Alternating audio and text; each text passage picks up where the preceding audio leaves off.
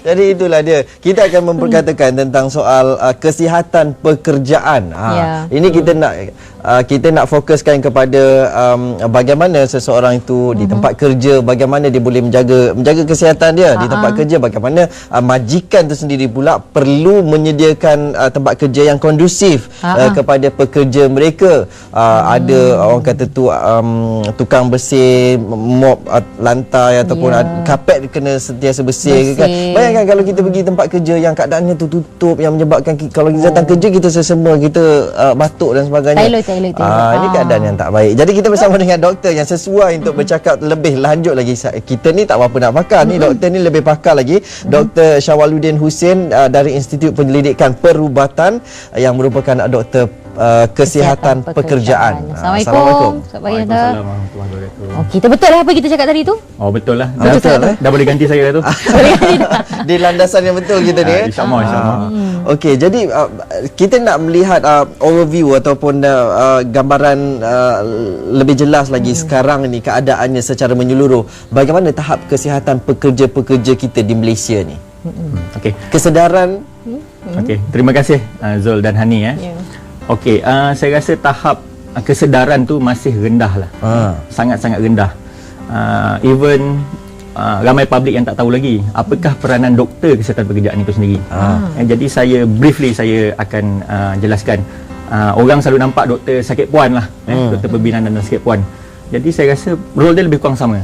Kalau doktor sakit puan tu sebelum dia mengandung, masa dia mengandung dan selepas bersalin. Jadi ketiga-tiganya. Jadi doktor kesihatan pekerjaan ni lebih kurang begitu juga. Jadi sebelum pekerja tu masuk bekerja, sebelum pekerja tu masuk bekerja, kita doktor kesihatan pekerjaan ni, kita nak tengok dia orang, adakah mereka ini layak untuk bekerja, fit atau tidak untuk bekerja, sama ada pekerjaan itu sesuai untuk. Jadi kita screen kelayakan dan juga mungkin ada pekerjaan yang spesifik, maksudnya yang memerlukan special skill ataupun daya tahan yang tinggi. Jadi kalau kita luluskan juga mereka untuk masuk ke sektor pekerjaan berkenaan, jadi ia membahaya kepada mereka. Bukan sahaja kepada mereka, mungkin rakan sekerja mereka dan juga industri secara amnya. Itu sebelum. Maksudnya bila sebelum kita nak masuk kerja kan kita kena buat pemeriksaan kesihatan. Itu yang dijalankan oleh doktor kesihatan pekerjaan. Salah satu maksudnya pre-employment. Pre-employment, tapi yang kebanyakannya doktor biasa boleh buat, tapi yang special. Contoh yang special mungkin dalam industri yang sensitif. Contohnya dalam industri penerbangan contohnya. Untuk menjadi seorang pilot dan sebagainya, mereka harus fit lah. Kalau kita luluskan pilot yang sawan, apa akan jadi? Saya yang naik pun sawan. Tengah-tengah bawa ke terbang kan sawan kita ada special, maksudnya special skill untuk menilai pekerja itu.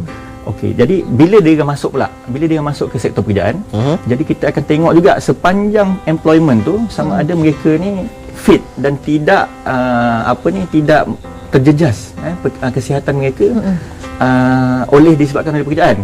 Contoh yang macam kita ada akta yang diaktakan lah, contohnya bunyi bising.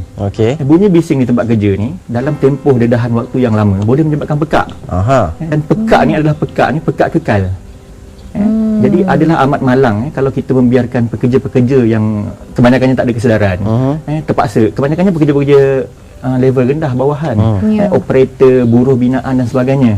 Jika tanpa perlindungan yang baik, jadi kita memang ada membuat pemeriksaan secara berkala, setahun, tahunan, dan kita tengok. Jadi bila kita detect early, kita boleh treat early dan prevent benda ni daripada berlaku lah. Soalnya siapa yang nak menjemput doktor untuk membuat pemeriksaan? Adakah tanggungjawab majikan ataupun pekerja itu sendiri yang terpaksa minta doktor datang? Ini adalah sebenarnya mainly adalah peranan majikan. Peranan majikan. Kerana dalam akta kita ada dua akta, satu akta kilang dan jentera 1997 dan juga akta dan kesihatan pekerjaan 1994. Dalam ni secara jelas telah memastikan bahawa tempat kerja yang berisiko tinggi ni mereka perlu menjalankan kita kata medical surveillance lah, yang saya kata pemantauan kepada pekerja dia supaya benda-benda ni tidak berlaku. Jadi cuma sekarang ni dalam industri seperti yang kita sedia maklum lah, kita nak dapatkan komitmen dan sokongan majikan. Kerana bagi mereka benda-benda yang melibatkan kos, jadi dia akan limitkan sini.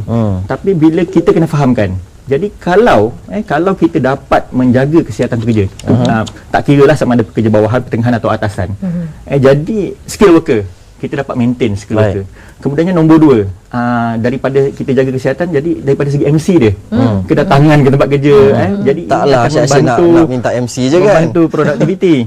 Kalau dia sakit pergi mendapatkan rawatan, keluar kos lagi sebenarnya untuk ubat-ubatan, malah yang lebih malang lagi kalau dapat penyakit yang serius, kena pembedahan dan sebagainya, tentu incur kos yang tinggi kepada majikan.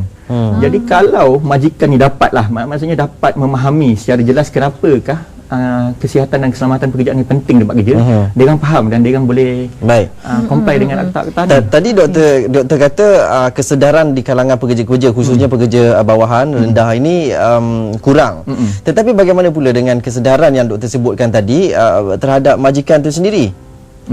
Macam mana kat Malaysia ni, macam mana? Majikan memang nak mengelak aje lah kalau melibatkan kos kan? Secara terus terang, maksudnya mereka kebanyakannya mereka aware. Mereka aware kepada adanya wujudnya akta ni. Tapi seperti biasalah, jadi mereka akan membuat checklist yang wajib. Maksudnya buat wajib, buat make up cantik-cantik untuk cover daripada tindakan undang-undang. Itu yang berlaku. Jadi di sini adalah penting adalah peranan semua pihak. Kalau ketiga-tiga pihak memainkan peranan, saya sebut 3, maksudnya satu pekerja sendiri ada awareness, ada force untuk membangkitkan, maksudnya ada kesedaran mengenai ini. Jadi majikan lebih orang kata ada rasa tanggungjawab. Sebenarnya majikan sendiri, kalau majikan sendiri pun rasa tanggungjawabnya daripada segi kos dan sebagainya, nak menjaga kesihatan pekerja ni. Contohnya, takkanlah kita nak tengok pekerja yang bekerja dengan kita sekian lama, 20-30 tahun, pencen dalam keadaan pekak. Saya tengok banyak kes macam tu. Kalau makcik-makcik pergi kerja elok-elok, maksudnya masuk kerja elok, keluar kerja kita nak elok lah. Ini waktu dia pencen, patutnya dia dah dapat beramah mesra dengan anak-anak, cucu-cucu dia, tapi tak dengar. So tentulah satu yang malang. Ini hakikat ini hakikat berlaku. Jadi saya di bahagian klinikal, maksudnya kita tengok end result. Jadi sampai bila kita nak tengok benda-benda ni, sakit belakang, berpanjangan dan sebagainya disebabkan buat kerja. Peranan yang ketiga adalah pihak kerajaan sendiri. Kita ada akta yang lama, dah cukup lama, 1967 kita ada akta, 1994 kita ada akta. Tapi penguatkuasaan lah, saya sebut mengenai penguatkuasaan ada kurang. Sama ada daripada kurang enforcement dan sebagainya. Memanglah tadi saya cakap majikan cuba nak lari-lari. Tapi kalau kita kena gemblengkan sekali lah, maksudnya elemen penguatkuasaan tu, insya-Allah kesihatan pekerja ni dapat kita naik taraf. Baik. Dan sekiranya ada sebarang persoalan, telah pun kita wawarkan nombor telefon dari semasa ke semasa 0322828578 atau 8579, dan begitu juga di laman Facebook kita dengan cara yang sama bagi Malaysia dan Distri Pagi. Baik, kalau kita lihat banyak permasalahan yang dihadapi oleh pekerja-pekerja kita ni, terutama sekali bila nak tuntut sesuatu tapi terdapat pampasan kerana report ataupun laporan diberikan itu tidak melayakkan dia untuk mendapatkan sesuatu kan. Tapi apakah agaknya perbezaannya apabila dia pergi ke doktor biasa dan tidak mencari doktor kesihatan pekerjaan, dan mungkin kita boleh kongsikan hal ini sebab mungkin ramai yang tak tahu juga. Terima kasihlah, soalan tu adalah soalan yang sangat baik. Jadi kalau kita tengok sekarang ni, yang amat berhormat Perdana Menteri kita pun kata kita masih mengutamakan rakyat lah, kita kata. Jadi saya masuk, kita sobot lah kita kata. Jadi kadang-kadang kita kesian, pesakit tu dia memang blur, maksudnya untuk tak tahu apa-apa. Jadi kalau orang kata bagi borang dan dibawa ke tempat yang salah. Dalam panel board tu kita ada ramai orang, 20 orang dalam masa sejam, kita kena tengok satu demi satu. Jadi kita hanya ada 3 ke 5 minit saja. Jadi kalau report tu dibuat oleh bukan doktor kesihatan pekerjaan, dia punya evidence tu amat lemah. Amat lemah. Sebenarnya ada borang, kita ada borang sokso. Borang sokso tu untuk penyakit khidmat, kita kata penyakit kesihatan pekerjaan. Ada di paparan skrin tu. Jadi maksudnya kalau ini sebenarnya dalam borang ni dah terus terang cakap mesti diisi oleh doktor kesihatan pekerjaan. Doktor kesihatan pekerjaan ni dekat mana adanya? Duduknya tu kat mana? Pekerjaan ni ramai. Kita ada registered, maksudnya dia ada dekat klinik base, ada dekat hospital base, ada ramai. Cuma dia register dengan Jabatan Keselamatan dan Kesihatan Pekerjaan. Seluruh negara kita ada lebih daripada 700 orang doktor sebenarnya. Daripada klinik dan sebagainya, tapi cuma kesedaran rendah. Jadi dia orang pun kurang maklum nak pergi ke mana. Jadi kalau dia pergi ke jumpa doktor yang betul, jadi maksudnya urusan tu lebih mudah. Sebab kita kata doktor yang ni, doktor kesihatan pekerjaan ni, kita memang train specialized area. Kita pergi ke industri dan tengok setiap industri ni ada hazard ataupun special yang berbeza. Jadi doktor kalau dia base klinik, dia hanya tengok penyakit dia. Jadi bila ruangan komen, bila dia dapat dekat ruangan komen tu, dia kata tidak tahu ataupun dia kosongkan. Jadi yang itu akan stuck lah. Baik, kita ada pemanggil, kita ada dua pemanggil dari Perak dan juga dari mana lagi? Kita bersama dengan pemanggil dari Perak dahulu. Hello. Hello. Ya. Assalamualaikum. Waalaikumsalam. Ini saya nak tanya, ini pengalaman saya 26 tahun sudah lah. Saya kerja dengan JPJ kan. Okey. Kemudian saya kerja di kaunter tempat public tu. Di depan kaunter saya tu betul-betul VE tu, Puan Sekendahan tu. Dia orang pasal asap no. Hari-hari asap kau-kau lah dari pukul 8 pukul 4 petang kan. Kau tu kesan pada tu, saya tengok anak saya tu, kan masa dulu tak adalah sekarang ni. Umur dia dah 26 tahun. Mata dia tu memang tak rosak. Kemudian tu kan, dia masa dia macam remaja dulu, dia selalu pingsan. Doktor Malaysia kata dia jantung lubang. Lepas tu tak apalah, lama doktor kata tak apa. Bila setiap kali dia ni sikit dia pingsan kan. Kemudian sekarang ni pun bila dia lama tak pergi tandas, pergi periksa doktor, dia kata ada keracunan kat badan dia. Kalau biar kalau boleh jadi apa lagi serius lah. Sekarang umur dia 26 tahun kawan yang sama dengan saya juga, dia pun mengandung. Lepas dia beranak, anak dia berapa bulan anak dia meninggal. Jadi itulah masa saya tengah mengandung, saya dah macam saya kata kalau jadi apa-apa ni perkandungan saya akan ni lah sama lah. Tapi pasal baru lahir mana kita tahu kan, tak dapat kesan kan. Jadi sekarang baru nampak jenis kesan sikit. Okey, baik. Macam tu. Okey, kita minta pandangan daripada doktor seketika nanti. Kita ada satu lagi pemanggil dari Sarawak. Hello. Selamat pagi. Okey, mungkin terputus. Boleh terus cuba lagi untuk hubungi kita bersama dengan Doktor Kesihatan Pekerjaan. Okey, doktor, macam mana dengan situasi Puan Siti tadi tu? Okey, situasi Puan Siti jadi sebenarnya dalam hazard pekerjaan ni kita ada banyak yang Puan Siti sebut tadi, kemungkinan tu ada. Saya sebut kemungkinan kenapa? Kerana macam dia kata asap mungkin asap, pendarahan kepada asap. Asap ni berasal daripada bahan kimia, mungkin daripada benzin, kenderaan dan sebagainya. Jadi sebenarnya setiap hazard itu ada risikonya, dan kita cakap kalau dalam perubatan ini yang kalau dimaksudkan tadi kita panggil teratogenic effect dan mutagenic effect. Maksudnya boleh kerosakan ketika dalam kandungan lagi. Dan juga kalau di lahir dia boleh inherited. Maksudnya genetic modification yang berlaku, perubahan genetik yang berlaku pada anak itu mungkin boleh dibawa. Cuma untuk pembuktian tu agak susah. Bila pembuktian agak susah kerana benda ni dah berlaku, dia dah berlaku. Jadi itulah yang macam kita tekankan, jika di tempat-tempat kerja yang ada hazard kimia tertentu, kita kena tengok list hazard kimia. Jika kita dah tahu dekat situ, maksudnya hazard ini boleh menyebabkan kanser untuk diri sendiri, ataupun ada pula yang dia kata hazard ini boleh menyebabkan kecacatan kepada janin, kerosakan genetik. Maksudnya kita dah boleh prevent benda tu daripada awal dengan pelbagai cara lah. Maksudnya bukan kita dedahkan semata-mata. Jadi kalau kita maksudnya nak mengasingkan tukar penggunaan benda lain ataupun kurangkan duration exposure pekerja terbabit, jadi kita dapat minimize dia punya risk. Jadi tugas doktor selain daripada itu ialah menasihatkan majikan supaya limitkan atau hadkan pekerja kepada berapa jam je boleh bekerja dalam. Sebenarnya kita lebih kepada prevention sebenarnya. Kita pergi ke kilang, apa kimia yang digunakan. Contoh, apa hazard dekat tempat kerja. Hazard ada banyak. Kimia hazard, biological, physical, ergonomic yang saya cakap, office setting dan sebagainya. Jadi bila kita tahu benda ni kalau you teruskan akan menyebabkan penyakit, jadi kita advise dia dan minta dia ubah. Kalau tak, jadi kes macam ni. Bila jadi kes macam ni, pembuktian dah susah sekarang. Nak track record lama betul ke masa tu dedahan udara masa tu berapa, masa kandungan masa tu berapa bulan untuk efek tu berlaku. Maknanya tak boleh nak dibuat apa-apa lah daripada Puan Siti ni, dah 26 tahun berlalu. Boleh cubalah, tapi kita tak boleh 100% jamin lah. Maksudnya kita dapat pembuktian kerana dah lama, dan juga masalah genetik, masalah kanser dan sebagainya, ada faktor-faktor lain. Baik. Kita ada lagi pemanggil dari Johor pula. Hello. Waalaikumsalam. Siapa di talian? Saya Muhammad daripada Johor Bahru. Baik, silakan Muhammad. Saya nak tanya siapa dan yang menjaga kebajikan kesihatan pekerja-pekerja kilang dekat mana-manalah satu Malaysia lah. Macam industri yang kecil-kecil, ada pekerja 20, ada pekerja 15, ada pekerja 10. Jadi apabila dia dah bekerja satu industri itu, kebajikan tu, kesihatan dan termasuk semua kebajikan mesti kilang tu jaga kan? Baik. Jadi sekarang siapa yang pantau? Tahu saya semasa saya bekerja Badan Berkanun, saya banyak tempat saya pergi buat operasi ke kilang sana, ke taman, ke itu ini, ke kilang lah, pasal kesihatan pekerja. Saya tengok tak ada satu badan yang pantau, siapa yang pantau kita nak tahu tentang kesihatan pekerja kilang tu. Saya tengok tak ada. Okey, tak ada yang memantau. Saya pergi beroperasi satu kilang tu, ada pekerja tu sampai lepak kat depan kilang pun. Saya kata, "Asal ni demam, tak boleh jalan, kaki sakit."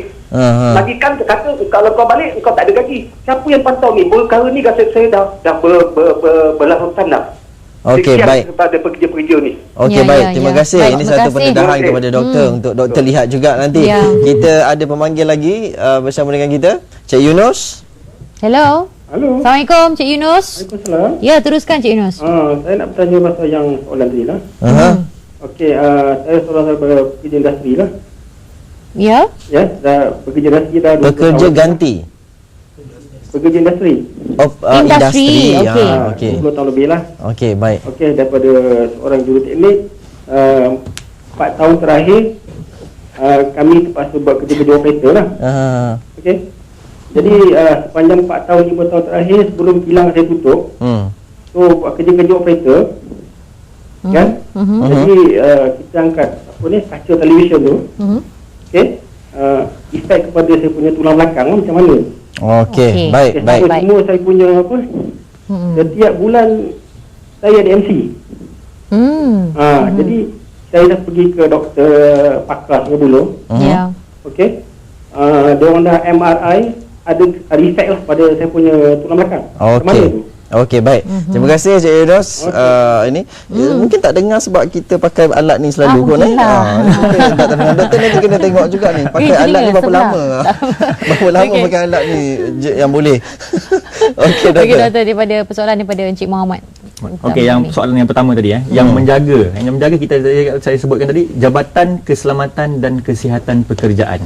Di bawah Kementerian Sumber Manusia. Okey. Itu adalah parent. Tak, maksudnya kalau ada aduan ataupun ada macam pekerja ni bagi tahu majikan tak layan, kalau tak datang memang tak dapat gaji padahal sakit kena datang kerja juga. Jadi boleh tak kita buat aduan dan suruh periksa? Boleh. Memang boleh. Maksudnya dekat setiap negeri kita ada DOSH lah. Jabatan Keselamatan ni ada setiap negeri. Maksudnya pekerja boleh mengadu kat sana.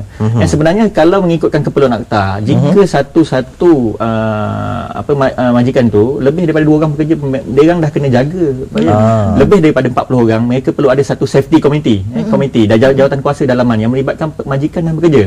Jadi sepatutnya kalau ikut akta, dia orang kena ada benda ni. Jadi bila ada benda ni, insya-Allah boleh disalurkan ke sana. Kalau tak ni jalan, baru boleh bawa ke peringkat atasan. Jadi memang ada dia punya flow tu. Cuma sekarang ni inilah kesedaran ni lemah dan juga penguasaan. Jadi maksudnya kita nak closekan dia punya bridge. Dia punya gap ni kalau kita dapat closekan, insya-Allah kita dapat jaga dengan baik. Okey, itu peranannya. Encik Yunus tadi katanya sakit belakang. Sakit belakang, ya betul. Itu sekarang ni sedang meningkat. Sebab kita banyak office setting dan juga itu kita panggil, kalau dalam kesihatan pekerjaan kita panggil ergonomic risk factor.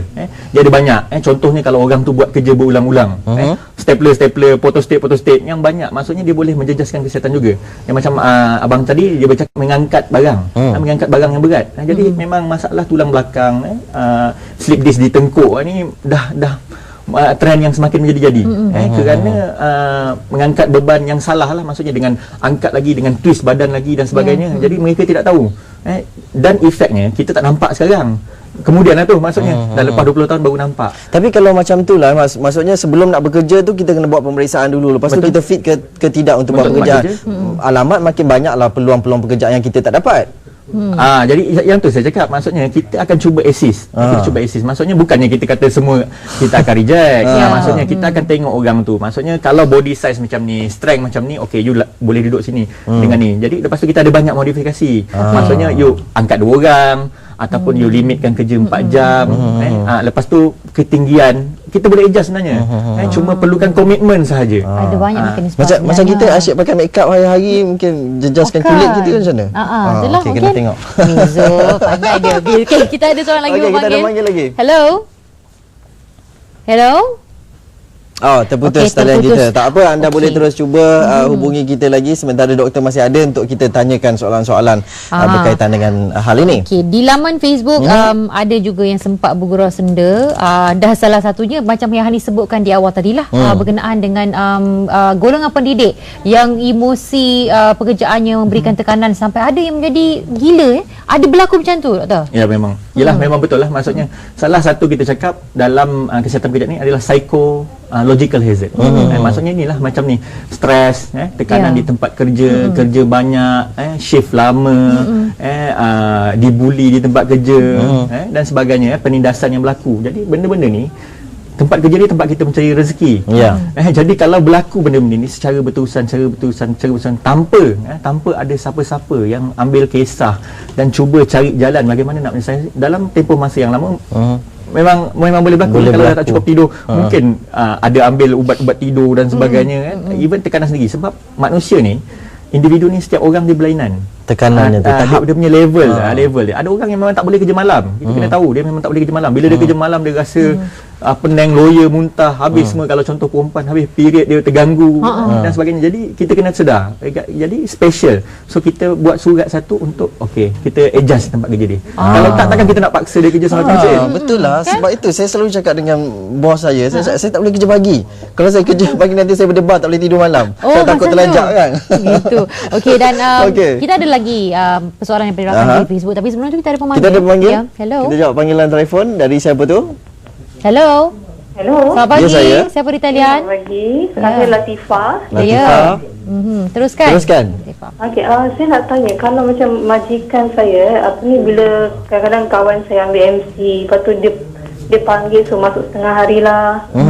Lepas tu kawan tu mesti ada MC. Lepas tu dia tolak cuti tahun. Kadang-kadang time slip pun dia tolak cuti tahun. Lepas tu bos buat undang-undang sendiri, dia kata kalau cuti hari Sabtu, dia potong 5 hari gaji. Ataupun dia tolak cuti tahun 5 hari. Okey. Baik. Faham. OT pun dia bayar ikut suka. Ikut suka. Okey. Baik. Terima kasih Puan Latifah. Okey, baik. Dah ada MC, dah ada kata sijil sakit pun tolaknya cuti tahunan. Okey, jadi saya sekarang ni saya sebut daripada segi majikan pula. Bila dari majikan, kita pun ada maksudnya responsibility lah untuk menjaga kita punya industri tu, sebab kita dah keluar kos dan sebagainya. Contoh kita tak boleh bukan saya kata saya tak berpihak kepada pekerja. Jadi pekerja yang ni tadi, yang contohnya MC ni, kena pergi jumpa kepada doktor kesihatan pekerjaan. Kita kena verify dia punya MC tu. Ini kita panggil MC management. Kita kena manage MC tu. Kenapa? Kalau pekerja ni kerap sangat MC, kenapa? Kita kena cari solution. Maksudnya memang betul dia MC, dan kadang-kadang tempat kerja tu kita boleh buat adjustment supaya dia tak MC. Kalau tak, macam penyelesaian daripada majikan tadi adalah penyelesaian sementara, tampal aja. Maksudnya ni MC just force untuk bekerja. Tapi dalam masa yang sama hazard masih berlaku di contohnya macam saya jumpa seorang cleaner. Cleaner dia buat kerja apa orang kata? Lap cermin. Tapi dia gunakan tangan kanan sahaja. Jadi lap kalau tempat tu kasar banyak lagi kuat dia lap dan berulang-ulang kan. Jadi di MC sebab sakit bahu, kerap MC. Jadi bila kita buat penilaian, maksudnya kita kena kemungkinan besar ini adalah faktor dia. Jadi kita bincang dengan majikan. Okey, kita kurangkan waktu bekerja dia. Maksudnya shift lah. Ada masa lain dia buat kerja menyapu, tak adalah sepanjang hari buat kerja mengelap aja. Dan dalam masa yang sama dia sendiri kena aware tangan kiri dia ada. Dia kena shift tangan dia pun buat tangan kiri. Jadi bila kita buat adjustment tu, kita tengok maksudnya penyesuaian terhadap tugas tu. Jadi kita tengok trend MC dia menurun. Sebab memang dia real sakit, kita bagi MC, tapi majikan concern kenapa asyik selalu MC. Kita bincang dengan majikan, okey kita buat adjustment, you kena buat adjustment. Kadang-kadang benda-benda macam ni dia orang tak ada kesedaran, dan majikan juga okey bila dia nampak maksudnya okey membantu, dia sayang bekerja tu. Tapi kalau selalu MC, sakit juga dia kan. Yalah. Ini jabatan sumber manusia di tempat kerja, HR ni yang kena tengok, kena tahu macam mana. Bila kita manage masa tu semua orang happy, majikan happy, pekerja happy, sebab kita masing-masing ada tanggungjawab. Okey, dan satu perkara yang tak boleh elak, macam kata-kata daripada rakan kita lah di laman Facebook ni, Azrael, mana pula dari segi penyakit-penyakit yang berjangkit yang kita tak boleh nak elak ni. Terutama sekali bila kita berada di keliling pekerja-pekerja asing, sebagai contoh, yang membawa penyakit daripada negara mereka ke yang kita tak tahu. Macam mana ni? Okey, sama. Okey, dalam apa ni, dalam sektor saya cakap kesihatan pekerjaan tadi, macam bila dia masuk. Bila dia masuk, kita analyse dia kerja dengan siapa, dia kerja dengan bahan apa. Contohnya kita boleh bagi protection kepada dia. Protection ni macam vaccination lah. Kita boleh bagi vaksin, contohnya hepatitis, TB dan sebagainya. Kita boleh bagi untuk dia itself. Kemudiannya daripada segi pekerja asing, bila pekerja asing masuk ni, kita dah ada satu badan yang saring lah, kita kata FOMEMA tu. FOMEMA, jadi kita akan screen basic, kita akan screen for the penyakit batuk kering, TB, apa tu, kudis buta, apa ni, kusta, leprosi, malaria, even dibawa. Jadi kebanyakannya kita dah saring. Hepatitis B semua kita reject lah. Jadi yang masuk ni kita, tapi tak adalah 100% clean maksudnya. Tapi itu adalah satu mekanisme yang kerajaan dah ada. Tapi dalam masa yang sama, bila bekerja bersama ni, untuk apply to all, tak semestinya pekerja asing ni ada penyakit, mungkin pekerja Malaysia pun ada penyakit juga dan berjangkit kepada dia. Jadi kita bukan nak salahkan siapa-siapa, masing-masing menjaga kesihatan masing-masing lah, melalui pendekatan kesihatan pekerjaan ni. Okey, baik. Doktor, apa alat yang doktor bawa? Ini satu, maksudnya ini salah satu saya nak tunjuk. Ini adalah ujian dadah. Ujian saringan dadah di tempat kerja sebenarnya. Bagi saya ini adalah satu benda yang penting.